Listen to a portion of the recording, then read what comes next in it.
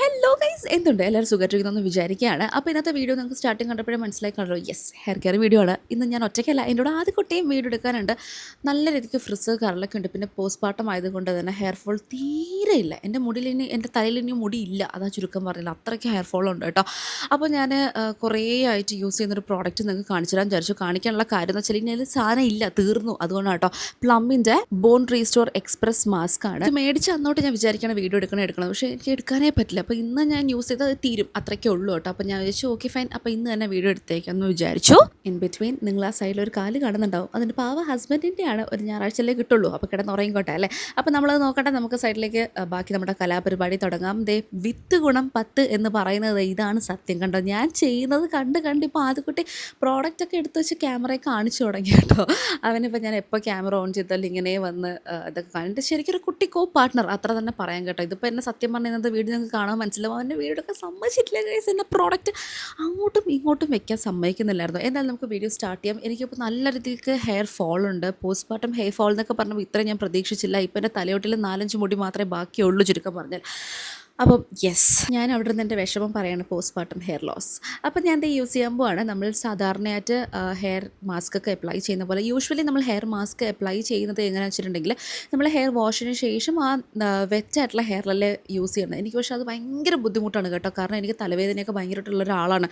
അപ്പോൾ ഈ ഹെയർ വാഷിന് ശേഷം പിന്നെ ഒരു 20 മിനിറ്റ്സ് ഇങ്ങനെ ഹെയറിൽ മാസ്ക് ഒക്കെ അപ്ലൈ ചെയ്ത് വെക്കുക എന്ന് വെച്ചാൽ എന്നെ സംബന്ധിച്ച് ഭയങ്കര ബുദ്ധിമുട്ടായിരുന്നു. പക്ഷേ ഇത് ദൈവം സഹായിച്ച് അങ്ങനെയല്ല, നമ്മളുടെ യൂഷ്വൽ റെഗുലർ മാസ്ക് യൂസ് ചെയ്യുന്ന പോലെയാണ്. അതായത് നമ്മൾ ഹെയർ അതായത് കുളിക്കുന്നതിന് ഒരു 20 മിനിറ്റ് മുന്നേ നമ്മൾ അപ്ലൈ ചെയ്താൽ മാത്രം മതി കേട്ടോ. അപ്പോൾ ഞാൻ ആദ്യം ഹെയറിൽ കെട്ടും കാര്യങ്ങളും എല്ലാം മാറ്റിയിട്ട് മീൻസ് ജട കാര്യങ്ങളെല്ലാം കളഞ്ഞ് ഹെയർ നല്ല നീറ്റാക്കി വെക്കുകയാണ്. പിന്നെ അതിനിടയ്ക്ക് എൻ്റെ എന്തൊക്കെ കോമാളി തന്നെ ഞാൻ കാണിക്കുന്നുണ്ട്. I don't know why I did this.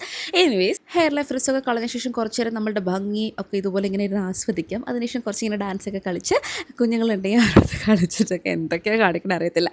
കുറച്ച് ഹെയർ മാസ്ക് സ്കൂപ്പ് ചെയ്യുക ആൻഡ് അതുപോലെ നമ്മളുടെ ഹെയറിൽ പാർട്ടീഷൻസ് എടുത്തതിന് ശേഷം ഹെയറിൽ ഓരോ പോർഷനിലാക്കി ഇട്ട് കൊടുക്കുക കേട്ടോ. പിന്നെ നമുക്കറിയാമല്ലോ, കണ്ടീഷണേഴ്സൊക്കെ ഇടുമ്പോഴത്തേക്ക് നമ്മൾ എന്താ ഹെയറിൽ സ്കാൽപ്പിലൊന്നും ടച്ച് ചെയ്യാറില്ലല്ലോ. അതുപോലെ തന്നെയാണ് ഈ ഒരു ഹെയർ മാസ്കും അപ്ലൈ ചെയ്യേണ്ടത്. ഹെയർ റൂട്ട് വിട്ടിട്ട് ഹെയറിൽ മാത്രം ഇതുപോലെ പാർട്ടീഷൻസ് എടുത്തിട്ട് കംപ്ലീറ്റ് അപ്ലൈ ചെയ്യുകയാണ്. ഈ ഒരു മാസ്ക് ശരിക്കും അത്യാവശ്യം ഒരു ഷോർട്ട് ഹെയർ ഒക്കെ ആണ് എന്നുണ്ടെങ്കിൽ അത്യാവശ്യം കുറേ യൂസ് എടുക്കാൻ പറ്റും. ഒരു 8-9 ടൈംസ് ഒക്കെ യൂസ് ചെയ്യാൻ പറ്റും. അത്രയും വലിയ ഡബ്ബയാണ് കേട്ടോ. പക്ഷേ എനിക്കൊരു 3 പ്രാവശ്യമേ പറ്റുള്ളൂ. അത്യാവശ്യം ലോങ് ഹെയർ ആയതുകൊണ്ട് തന്നെ ഒരു 3 വട്ടം ഞാൻ യൂസ് ചെയ്തപ്പോൾ തന്നെ കാര്യം കഴിഞ്ഞു.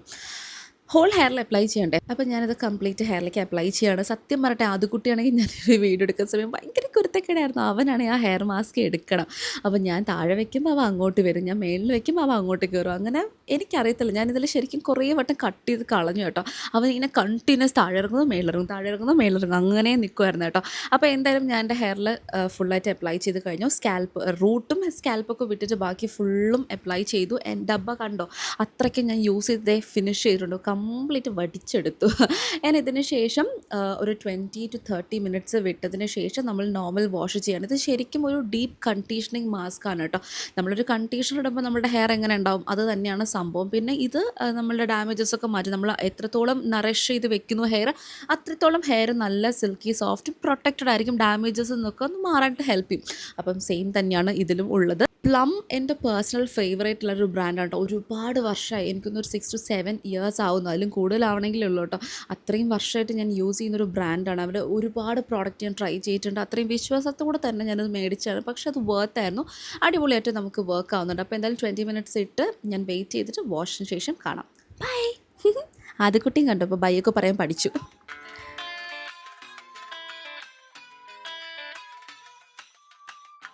അപ്പോൾ യെസ്, ഇതാണ് ഹെയർ വാഷിന് ശേഷമുള്ള റിസൾട്ട്. ഭയങ്കര ഹെൽത്തി സിൽക്കി സോഫ്റ്റ് ആയിട്ടുള്ള ഫ്രിസ് ഫ്രീ ഹെയർ വേണമെന്നുണ്ടെങ്കിൽ ഡെഫിനറ്റ്ലി ട്രൈ ചെയ്ത് നോക്കാം. വർത്തി ആയിട്ടുള്ള ഒരു പ്രോഡക്റ്റ് ആണ് കേട്ടോ. അടിപൊളിയായിട്ട് എനിക്ക് വർക്കായിട്ടുണ്ട്. അപ്പോൾ താങ്ക്സ് ഫോർ വാച്ചിങ്. ബൈ.